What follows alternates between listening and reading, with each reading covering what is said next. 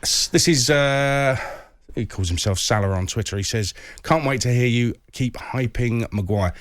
Harry Maguire's having as bad a season as anybody else. What I don't like about the Maguire situation is where people are saying, I've heard a lot of people say he needs taking out and then things will be all right at Man United. It's not as simple as that.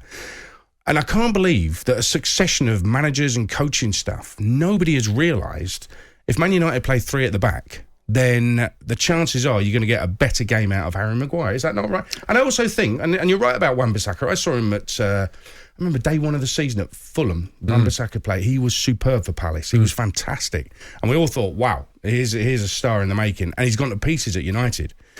But that's probably because he's playing, again, next to a 2, and maybe in a 3 it might be better, I don't know. But here's a question, right? Rio Ferdinand and Nemanja Vidic, arguably one of the greatest centre-back partnerships of all time, would they have been as good? Would they have looked as good with McTominay and Fred in front of them?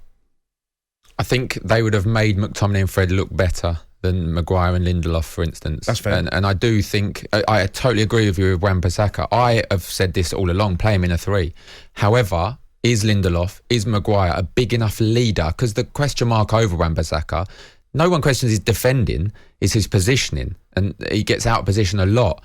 Are they big enough leaders to keep him in the 3? I'm not so sure, but they can't do any worse than they are now. Why not play the 3? Maguire's better in the 3. Wan-Bissaka would be better in the 3. You'd bring in, who would it be, Tellez maybe on the right, that would be running back and forward, wing back. Lindelof could play. I think they're better off trying that because they can't do any worse than they have been. Well, they keep conceding 4, don't they? Manchester United. It's a crazy stat. What is it? Something like this is the 4th time this season they've conceded 4 goals, and the last time that happened was 1971. And amazing, I mean, it's a spectacular coincidence. It's a sad time. Franco Farrow, you might have heard, has passed away today. Former Man United manager. He was the manager then, and it all went wrong for him because he took over from Sir Matt Busby, an impossible task. And Man United, a couple of years later, he lasted 18 months. Tommy Docherty came in. They went down. They're the George Best, is he retiring or not situation. They just couldn't recover. They couldn't get back to those glory days. And here we are, but 10 years on from Fergie going nearly, and they still can't recover from it. It's just such a huge club. It's got way different issues to most football clubs. And in some ways, you feel for those managers who keep trying. Anthony's a Man City fan. What do you want to say, Anthony? You're on talkSPORT.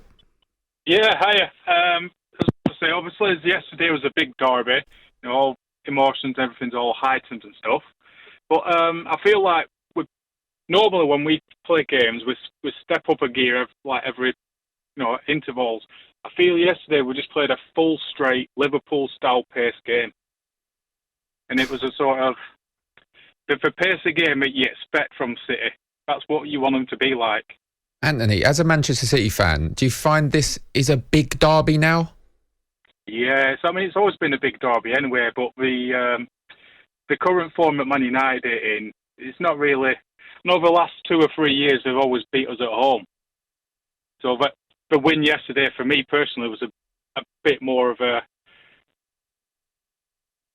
big win, if you will, because we've won it at home for the first time in 3 years, but it's always been a big derby anyway, hasn't it, really? Oh, yeah, of course it has, yeah. But I think in terms of the table, the Liverpool games, Liverpool City games have become bigger. It'll always be a huge rivalry. Like the Everton-Liverpool will always be a huge rivalry. In the context of the Premier League season, it probably isn't so big. But, I mean, we talked about Foden and Grealish before, didn't mention De Bruyne. But they literally couldn't get near him. Yeah.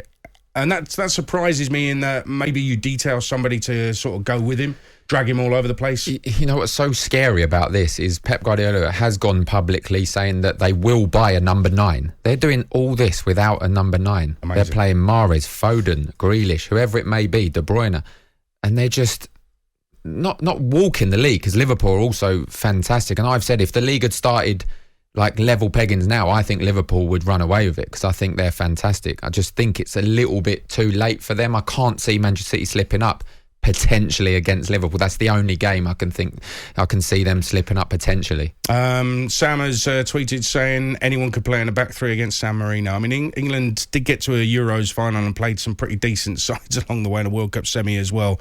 And I think the defence looked pretty decent. And maybe it's because they had 2 sitters in front of them. Maybe it was because at times they were 3 at the back. But for England, Harry Maguire doesn't look like a bag of nerves. He doesn't look like he's going to make a mistake every 5 seconds. I think he prefers playing for England.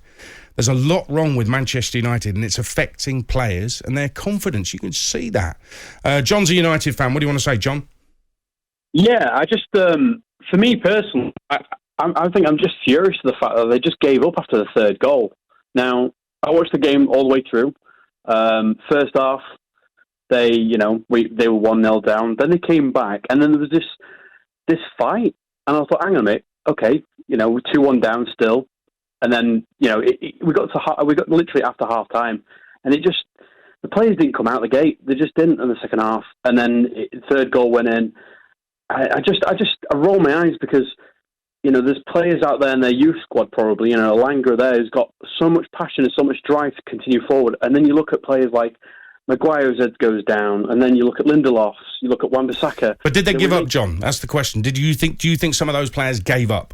They gave up. They started walking around. That was it. It was almost like they were broken. And it's like, whether you're 3-1 down, 4-1 down, you fight to the end, to the 90th minute. Whether it be Sunday League, Saturday League, Premier League, League One, Championship, it doesn't matter. You put that shirt on, you put your passion in. These guys want big money as well. And if it's egos, if it's whatever it is, leave it at the door. We're the ones that they play for. We're the fans. We're the ones that encourage that, effectively are there to cheer them on. And there's nothing more disheartening than watching them walk the pitch. I mean, we could have lost 6-1 as long as they played their hearts off. It wouldn't have mattered too much because at least you could go, hang on, boys, you tried your hardest there. It didn't work out. City are a powerhouse. John, do you not think to a certain extent, if they started running around just getting popped left, right and centre, which I think is what Manchester City would have done, you'd be questioning, not yourself, but supporters would be questioning, well, they can't just lose 6 and 7. They need to shut up shop, really, at some stage. Yeah, but at the same time, if you're walking around a pitch, you're going to end up conceding more, aren't you? Anyway, so if there's no drive, I mean, look at the third goal. No one ran out to that ball. It was a clear defensive issue that seems to be happening more often every week. That we keep making blunders or mistakes, and that's fair. Mistakes do happen, but it happens every week. And then straight after the third goal, it was like, no, okay, we made the mistake. Let's rectify the mistake. There was none of that. It was just like, we'll walk around. And then the fourth goal happened. I was waiting for a fifth goal, to be honest with you. I was waiting, at least if they'd have tried. If we'd have put on a team of youth there, or an inexperienced Man United team, and they lost countless of goals, but their heart was there and the drive was there. There's something to work with. But what do you work with a team who give up? I think that it's a harsh accusation, but you're entitled to the opinion, John. You backed it up as well. Whether people agree or not is another matter.